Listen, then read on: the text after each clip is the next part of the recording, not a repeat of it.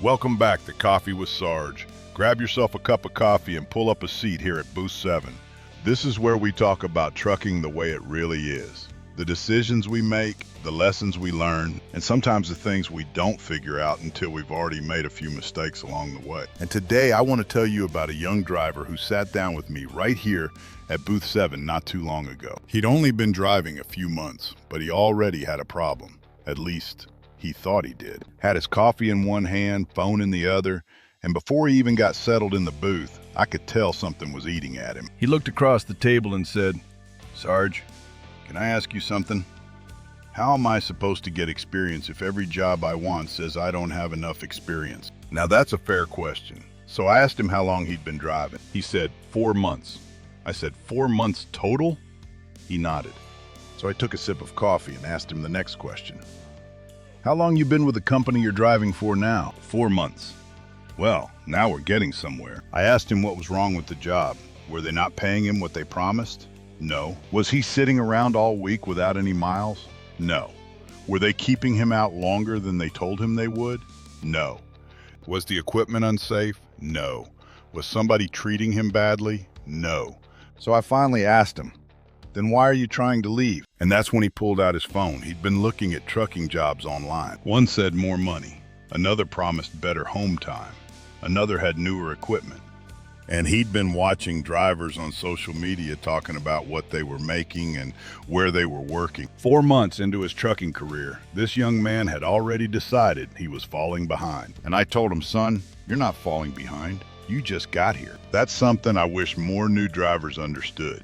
Your first few months in this business aren't supposed to give you every option trucking has to offer. They're supposed to help you earn those options. That CDL got you through the front door. Experience is what starts opening the other doors. 6 months opens some. A year opens more. 2 years with a good driving record and a solid work history, now you're having a completely different conversation with employers. But you can't fast forward the calendar. And every time you jump from one company to another trying to get there faster, you may actually be making the road longer. So I asked him something else. What happens if you leave this job today, go to that better paying job, and 3 months from now you find another one that looks even better? He didn't answer. He didn't have to, because I think he finally understood where I was going. There's always going to be another trucking job. There's always going to be another advertisement promising more money. Somebody is always going to have a nicer truck.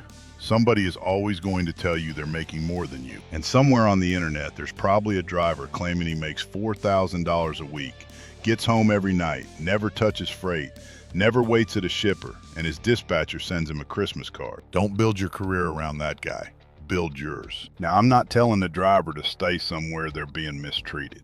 I'm not telling you to stay if you're being asked to run unsafe. And I'm certainly not telling you to stay somewhere that isn't living up to what they promised you. Sometimes leaving is absolutely the right decision, but there's a big difference between leaving a bad job and leaving a decent job because you're impatient. I told that young driver, "You've got something right now that a whole lot of brand new CDL holders are trying desperately to get." He looked at me and said, "What's that?" "A truck. Somebody hired him, somebody trained him, and somebody was giving him the opportunity to build verifiable Class A experience. The very experience every one of those other jobs was asking him for." That changed the way he looked at it, because instead of thinking, "I'm stuck here for another 8 months," he could start thinking, "I'm building 8 more months of experience." Same 8 months, completely different way of looking at them. Before he left Booth 7, he asked me one more question. "So you think I should stay where I'm at?" And I told him, "No, I'm telling you not to leave a decent job just because you're in a hurry to get to the next one. If you've got a legitimate reason to leave, that's a decision worth considering. But don't confuse wanting something better with having something bad." He sat there for a second, finished the last of his coffee, and nodded. I don't know how long he'll stay with that company. That's his decision. But I hope when he does leave, it's because he's moving towards something that makes sense for his career, not because somebody on his phone made him feel like he was falling behind, especially when he'd only been on the road 4 months. Sometimes the best move you can make in trucking is staying put long enough to actually give yourself some options.